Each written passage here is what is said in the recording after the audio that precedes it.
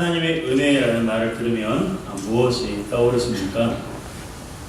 제가 똑같은 질문을 저와 함께 공부하고 있는 한 분의 목사님께 제가 물어봤어요. 그분이 이렇게 말씀하시더라고요. 목사님, 하나님의 은혜를 생각하면 뭐가 떠오릅니까? 라는 질문에 그 목사님은 라고 말씀하셨어요. 그러면서 이런 말을 덧붙였습니다. 그분이 하신 말 그대로 할게요. 나 같은 놈이 여기에 있는 것을 보면 하나님의 은혜예요. 그래서 제가 뭐라고 했을까요? 맞아요, 목사님. 목사님 같은 분이 여기에 있는 게 하나님의 은혜예요. 라고 말하면 안 되겠죠. 이렇게 말했습니다. 목사님, 저도 마찬가지예요. 나 같은 놈을 하나님께서 여기에 있게 하신 게 정말 하나님의 은혜입니다. 그러면서 제가 27살에 신학대학원 지원 서류로 제출하기 위해 작성한 글이 생각이 났어요. 지원 서류 중에 하나가 저의 신앙 여정과 비전을 A4 용지 5장 이내로 작성하는 것이었습니다. 기록하면서 참 많이 울었어요. 정말 하염없이 울었습니다. 인생이 서글퍼서도 아니고 가난한 시골 목회자의 가정에서 자랐기 때문도 아니었어요. 아픈 기억이 생각나서도 아닙니다. 하나님의 은혜가 생각나서 눈물이 났어요. 그 당시에는 그저 하루하루 살아가는 것이 내가 그렇게 살아가는 것처럼 살아오는 것처럼 보였습니다. 그런데 글을 쓰면 쓸수록 하나님께서 저의 삶을 인도하고 계셨다는 사실을 내가 지울 수가 없었어요. 어느 하나 하나님의 은혜로 살지 않은 적이 없는 저의 삶의 흔적들을 보면서 참 많이 울었던 기억이 있습니다. 여러분도 마찬가지일 거라 생각해요. 그런데 혹시 하나님의 은혜에 대한 마음이 멀어질 것 같다라는 생각이 드십니까? 그렇다면 여러분이 지금까지 살아온 그 시간들을 생각나는 그 모든 것들을 한번 글로 기록해 보셨으면 좋겠어요. 감추합니다. 하나님께서 기가 막히게 여러분의 삶을 이끌어 오셨다는 것을 비로소 알게 될 거예요. 다니엘 기도에 오신 강사들의 간증을 들어보아도 마찬가지입니다. 그들이 처한 환경이 다 다르지만 그들을 치유하고 일어나게 하신 한 원인은 오직 하나님의 은혜였어요. 그들 모두가 한결같이 하나님의 은혜를 고백하고 있습니다. 그들 중에 몇 분을 여러분에게 소개하고 싶습니다. 오지 않으셨던 분들을 위해서 제가 소개해드리는 거예요. 녹화 영상이라도 한번 보시라고요. 첫 번째는 권유업 선교사님이세요. 이분은 희귀병을 가지고 태어나서 5살 때부터 시작된 수술이 35살까지 이어졌습니다. 침상에서만 10여 년을 지냈어요. 이 시간을 지내면서 그의 가장 가까운 친구는 다름 아닌 죽음이었다고 합니다. 그러던 그가 2000년에서 2002년에 대수술을 받게 되었는데요. 새벽 기도를 가고 싶었는데 갈 수 없어서 수술을 받고 개척교회 장의자에 누워서 지내고 있었는데 그러던 중에 조금씩 걷게 됩니다. 그때부터 하나님 앞에 자신의 삶을 놓고 고민하기 시작했습니다. 하나님께 무엇을 드려야 할지 고민했고 드릴 게 없어서 눈물로 감사의 찬양을 드렸다고 해요. 그 중에서 정말 감사했던 것은 하나님께서 삶을 포기하려 하는 자신에게 이렇게 말씀하셨다는 거예요. 죽지 말고 살아라. 내 온몸이 피투성이가 되어도 죽지 말고 견뎌라. 하나님께서 이 말씀을 하시면서 그가 큰 위로가 되고 힘이 되었다고 합니다. 그래서 권유 선교사님은 이 모든 것이 하나님의 은혜로 말미암았음을 고백하고 있고요. 그래서 받은 은혜에 감사해서 지금은 동아시아 선교사로 사역하고 있습니다. 두 번째는 이효진 소장님이세요. 이분은 생후 18개월에 연탄 아궁이에서 끓는 주전자 위로 떨어졌어요. 그래서 얼굴과 왼손에 큰 화상을 입었습니다. 어릴 때부터 아이들의 놀림을 받으며 매일 죽고 싶었고 중2 때에는 저소득층을 실험 대상으로 삼은 듯한 무료 화상 수술 후유증으로 암울하고 분노에 찬 사춘기도 보냈어요. 대학생이 되면 좀 낫겠지 싶었지만 상황은 더 악화되었습니다. 더 이상 세상을 살아갈 용기가 나지 않아 결국 자살을 시도했지만 생명을 잃진 않았어요. 너 죽으면 엄마도 죽는다? 라는 병원에서 하신 어머니의 말씀을 듣고 그때부터 내가 살아야 할 이유는 어머니를 기쁘시게 해드리는 거다 라는 그런 마음으로 이를 악물고 살았어요. 그래서 열심히 공부했고 취업도 했습니다. 이제 다 됐다 싶었어요. 그런데 안타깝게도 어머니가 트럭에 치여 돌아가셨어요. 어머니를 위해 살았는데 어머니가 돌아가셨으니 그가 살아갈 이유를 잃어버린 거예요.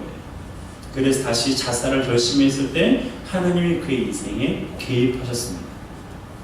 하나님께서 비전을 주셔서 지금은 예인건축사무소 대표가 되었고 간증을 통해 하나님을 자랑하게 하셨습니다.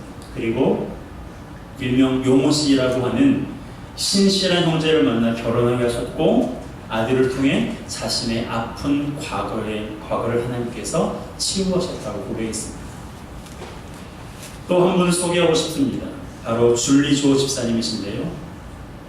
이분은 7살에 부모에게 버림받았어요. 그 상처로 인해 불안과 분노가 그의 삶을 지배했습니다. 그리고 목표를 다 이루면 행복할 줄 알고 열심히 살았는데 오히려 감당할 수 없는 공허함과 외로움이 그를 찾아왔다고 해요. 그래서 27살에 교회에 다시 나가기 시작했지만 아무도 자신을 사랑하지 않는 것 같은 버려짐의 그런 아픈 기억 때문에 죽으려고 했어요. 그러한 절망 속에서 하나님께서 그를 만나주셨는데 이렇게 말씀하셨다고 합니다. 네가 육신의 부모로부터 버려진 7살 때부터 구했던 기도를 내가 다 들었단다. 이때부터 하나님께서 이분의 아픔을 치유해 가셨어요. 하지만 이분의 아픔이 끝나는 것은 아닙니다. 결혼 이후에 혹독한 시집살이 등으로 육적, 영적 어려움을 겪었고 30대 후반에는 이혼의 아픔을 겪었어요. 두 자녀를 데리고 미국으로 갔지만 가난한 싱글맘으로 사는 현실이 우울증과 화병, 노이로제, 극한 두려움의 연속이었다고 해요. 그러나 하나님의 은혜로 기도와 말씀으로 무릎 꿇게 하셨는데 그때부터 미래에 대한 근심과 걱정을 잠재우는 기도를 배워나가기 시작했다고 합니다. 그래서 뉴욕에서 최고 경영자로 일하게 하셨고 수많은 젊은이들에게 말씀을 선포하고 지금도 하나님을 자랑하는 간증의 주인공으로 그의 삶을 하나님이 사용하고 계십니다. 이외에도 매일 저녁 단일 기도회를 통해서 하나님의 은혜로 위로받고 치유되며 절망의 자리에서 회복의 자리에 소망의 자리에 나아가는 그 분들의 간증들을 매일매일마다 듣고 있습니다. 들으면서 얼마나 기쁘고 감사한지 몰라요. 기도에 참여할수록 느끼는 것이 있습니다.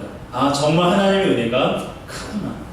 정말 하나님의 은혜가 위대하시구나 라는 생각이에요. 하나님의 은혜밖에 없구나라는 생각이 제 안에 더 많이 채워지고 있는 것을 느낍니다. 그러면서 하나님, 저들이 만난, 저들이 경험한 하나님의 은혜를 나 또한 경험하기 원합니다. 하나님 앞에 갈망하고 있어요.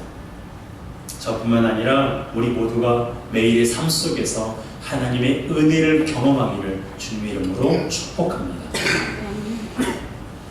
그렇다면 하나님의 은혜를 대하는 우리의 태도가 어떻게 해야 될까? 첫 번째는 하나님의 은혜를 헛되이 받지 않아야 됩니다. 1절입니다. 함께 읽겠습니다. 우리가 하나님과 함께 일하는 자로서 너희를 권하노니 하나님의 은혜를 헛되이 받지 말라. 하나님의 은혜를 헛되이 받지 말라는 말씀은 하나님의 은혜를 공허한 것으로 만들지 말라는 뜻이에요. 그리스도께서 모든 사람을 구원하기 위해 십자가에 죽으시고 부활하셨습니다. 이것이 우리가 하나님께 받은 최고의 선물입니다. 이 사실을 알고 계십니까? 예수 그리스도께서 나의 죄를 위해 십자가에 죽으시고 부활하신 이것이 우리가 우리 인생 가운데 받은 최고의 은혜이고 하나님이 주신 선물이라는 사실입니다. 이 사실을 꼭 기억하셨으면 좋겠습니다. 여러분, 은혜가 뭘까요? 은혜가 무엇입니까? 이렇게 보통 정리하죠. 자격 없는 자에게 거저 주시는 하나님의 선물. 자격 없는 자에게 거저 주시는 하나님의 선물입니다. 우리 모두는 자격이 없는 사람이에요. 혹시 자격이 있다고 생각하시는 분이 계세요? 네, 오산입니다. 착각이에요. 우리는 하나님 앞에 은혜 받을 만한 자격이 아무것도 없어요. 그럼에도 불구하고 하나님께서 우리에게 선물을 주셨는데 그게 바로 뭐라고요? 은혜입니다. 여러분 따라합시다. 은혜는 선물입니다. 은혜가 뭐라고요? 선물이에요. 자, 은혜는 선물입니다. 은혜는 보상이 아니에요. 은혜는 대가가 아닙니다. 보상은 노력에 대한 대가이지만 은혜는 뭐라고요? 선물이에요. 하나님이 주신 선물이 참 많습니다. 아니, 많은 정도가 아니라 전부예요. 우리가 살아가는 데 필요한 모든 것이 다 하나님의 선물입니다. 다니엘 기도의 강사들이 절망의 자리에서 일어나고 질병에서 고침받은 것만 하나님의 은혜가 아니라 매 순간순간의 삶이 하나님의 은혜임을 기억하시기를 주님의 이름으로 부탁드립니다. 어제는 북한에서 2년 6개월 9일 동안 억류되어 있다가 풀려났던 이현수 목사님이 오셔서 간증을 하셨어요. 이런 고백을 하셨습니다. 함께 대화할 수 있는 사람이 있는 것이 감사했고, 가고 싶은 곳에 갈 수 있는 것이 감사했고, 함께 예배할 수 있는 성도들이 있는 것이 너무나 감사했다. 2년 6개월 9일 동안 북한에 억류되어 있었습니다. 종신형 노동 교화형을 받고 엄청난 아픔과 고통 속에 지냈어요. 그럼에도 불구하고 그분이 어제 간증을 하면서 가장 많이 던진 단어가 뭐예요? 감사해요. 속으로 생각했어요. 뭐가 저렇게 감사하나? 감사할 것이 아무것도 없어 보이는데 그분은 어제 감사. 여러분, 우리는 매일 혹은 매주 똑같은 일상을 살아가고 있는 것 같을 때가 있습니다. 그래서 지루하게 느껴질 때가 있어요. 맨날 똑같지. 똑같은 사람을 만나고 똑같은 일을 만나고 내 삶이 앞으로 나가는 것 같지 않고 제자리에서 그렇게 쳇바퀴 도는 것처럼 살아가고 있는 것 같은 그런 느낌에 우리가 때로는 실망하고 힘들 때가 있습니다. 하지만 그 자체가 얼마나 감사한 일인지 우리는 잊어서는 안 돼요. 우리는 매일 하루라는 선물을 하나님께 받으며 살아가고 있습니다. 더구나 주 안에서라는 선물이에요. 여러분은 선물 받을 때 어떤 선물을 받는 것이 좋습니까? 똑같은 내용물을 전제로 했을 때 포장재로 포장되어 있는 선물을 받을 때 기분이 더 좋으세요? 아니면 그냥 이렇게 매장에서 구입한 걸 그대로 전달하는 게 더 좋습니까? 이왕이면 똑같은 내용물일지라도 포장재 이쁘게 쌓여서 선물을 받으면 훨씬 더 우리가 감동이 많이 됩니다. 세상 모든 사람들이 하루라는 선물을 날마다 받고 있어요. 하나님께. 그런데 그분을 아버지로 믿으며 살고 있는 여러분은 주 안에서라는 포장지로 포장되어 있는 하루를 선물로 받고 있음을 기억하시기 바랍니다. 그냥 하루를 사는 것과 주 안에서 하루를 사는 것은 비교할 수 없는 특권입니다. 힘든 일이 있을 때 그냥 하루를 사는 사람은 염려가 많지만 주 안에서 하루를 사는 사람은 하나님을 의지함으로 평안함을 누릴 수가 있어요. 그러므로 우리에게 주 안에서 살 수 있게 하신 하나님의 은혜를 공허하는 것으로 만들지 말고 감사함으로 받아 하나님을 기쁘시게 하고 우리 삶 속에 감사가 흘러넘치는 우리 모두가 되기를 주님의 이름으로 축복합니다. 두 번째로 하나님의 은혜를 대하는 우리의 태도는요, 지금 하나님의 은혜를 갈망해야 한다는 거예요. 2절입니다. 함께 읽겠습니다. 이르시되 내가 은혜 베풀 때에 너에게 듣고 구원의 날에 너를 도왔다 하셨으니 보라 지금은 은혜 받을 만한 때요 보라 지금은 구원의 날이로다. 아멘. 이 절에 보게 되면 내가 은혜 베풀 때부터 너를 도왔다까지는요 바울이 이사야 49장 8절의 말씀을 인용한 구절이에요. 이 말씀은 바벨론에 포로된 이스라엘 백성이 노임을 받고 완전히 회복된다는 사실을 예언하고 있는 내용입니다. 바울이 고린도 교회 성도들에게 편지를 쓰면서 이 말씀을 인용한 이유가 무엇입니까? 답이 하반절에 나와 있어요. 지금은 은혜 받을 만한 때이기 때문입니다. 지금은 구원의 날이기 때문에 바울이 이 말씀을 인용하여 고린도 교회 성도들에게 편지를 쓰고 있는 거예요. 특별히 여기에서 중요한 단어는요 바로 지금입니다. 여러분, 하나님의 은혜는 과거에 필요했던 것이 아니에요. 하나님의 은혜는 미래에 나중에 필요한 것이 아닙니다. 하나님의 은혜는 언제 필요해요? 지금 필요한 거예요. 나중에 어려운 일이 생긴 후에, 아픔을 만난 이후에, 건강을 잃은 후에, 절망의 순간에, 직면한 순간에 은혜가 필요하지만 더 중요한 것은 언제가요? 지금 필요하다는 거예요. 하나님의 은혜로 이스라엘 백성들이 70년 포로 생활을 청산할 수 있었습니다. 마찬가지로 우리도 우리를 묶고 있는 근심과 두려움의 얽매임으로부터 벗어날 수 있는 유일한 방법이 바로 하나님의 은혜를 받는 겁니다.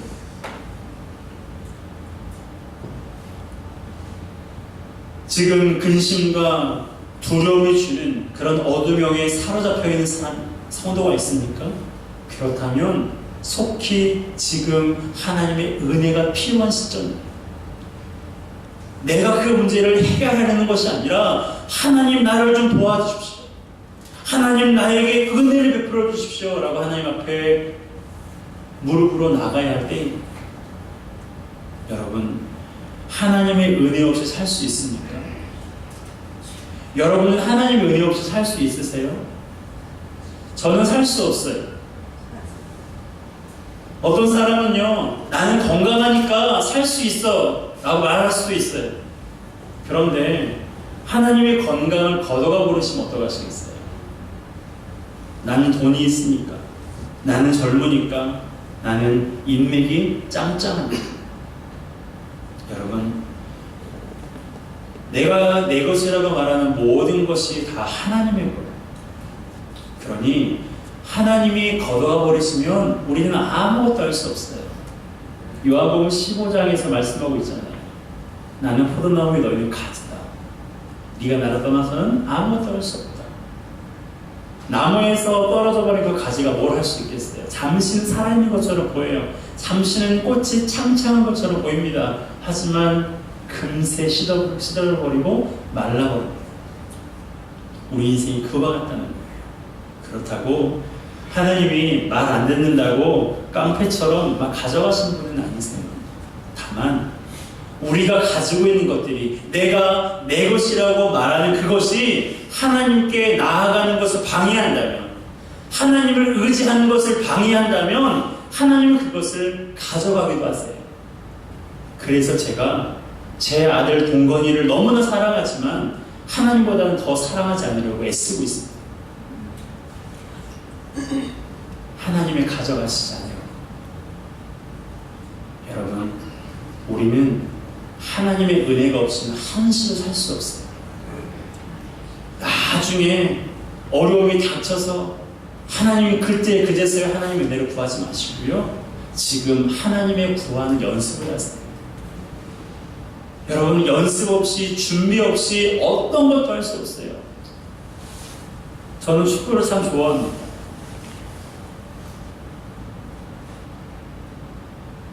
그런데 아무리 축구를 잘하는 최고의 선수랄지라도요, 준비 없이 경기장에 나가서 뛸 수가 없습니다.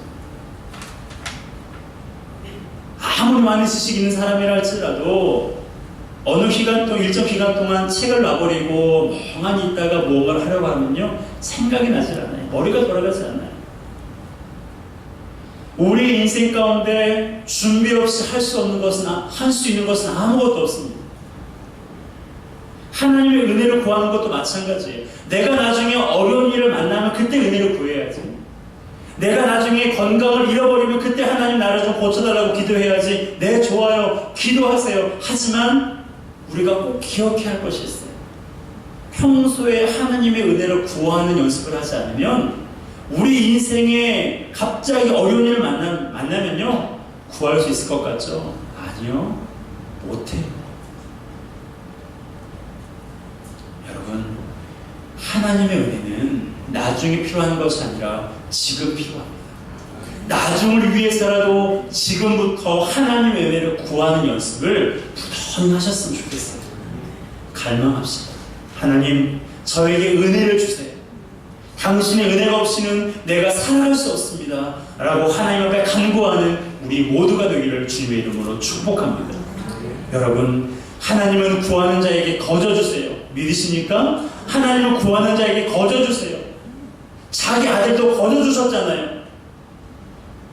자기 아들도 거저주신 그분이 우리에게 무엇을 주시 원하시겠습니까? 자식이 달라 하는데 주지 않는 부모가 어디 있겠어요? 물론 육신의 부모는 주고 싶은데 능력이 되지 않아서 주지 못할 때도 있어요. 그래서 속상하잖아요. 그래서 마음 아프잖아요. 하지만 우리 하나님 아버지는 어떠세요? 주지 못할 게 하나도 없는 분이세요. 할 수 없는 것이 하나도 없는 분이 바로 우리가 아버지라 부르는 우리 하나님이심을 기억하시길 바랍니다. 그러므로 날마다 주님의 은혜를 구합시다. 날마다 주님의 은혜를 구하는 우리 모두가 되었으면 좋겠습니다. 나중이 아니라 지금, 나중이 아니라 지금 하나님의 은혜를 구하셨으면 좋겠어요. 하나님의 은혜는 지금 필요합니다. 지금 우리의 삶에 필요하고, 지금 우리 가정에 필요하고, 지금 우리 직장과 교회에 필요하고, 지금 이 나라와 저 포항에 있는 영혼들에게 필요하고, 지금도 수많은 전쟁과 기근과 테러와 수많은 위협 속에 살아가고 있는 멸망의 모든 사람들에게 바로 지금 하나님의 은혜가 필요하기에 우리는 지금 그들을 위해 기도해요. 보라, 지금은 은혜 받을 만한 때요. 보라, 지금은 구원의 날이로다. 이 말씀을 꼭 기억합시다. 고린도 교회 성도들에게 하신 이 말씀이 아니라 지금 저와 여러분들에게 하나님께서 바울을 통해 말씀하고 계세요. 보라, 지금은 은혜 받을 만한 때요. 보라, 지금은 구원의 날이로다. 우리가 이 땅에서 생명이 닿는 그 순간까지 하나님의 은혜를 구하고 여전히 아직도 구원받지 못하는 그 영혼들에게 구원의 좋은 소식을 전하는 우리 모두가 되시길 바랍니다. 여러분, 하나님의 은혜를 지금 구하십시오. 그래서 그 은혜로 말미암아 매일 삶 속에서 감사가 넘쳐나고 영적 싸움에서 승리하는 우리 모두가 되기를 주님의 이름으로 축복합니다. 함께 찬양하겠습니다. 어둠 속에 있던 헤매이던 내 영혼, 갈 길 몰라 방황할 때에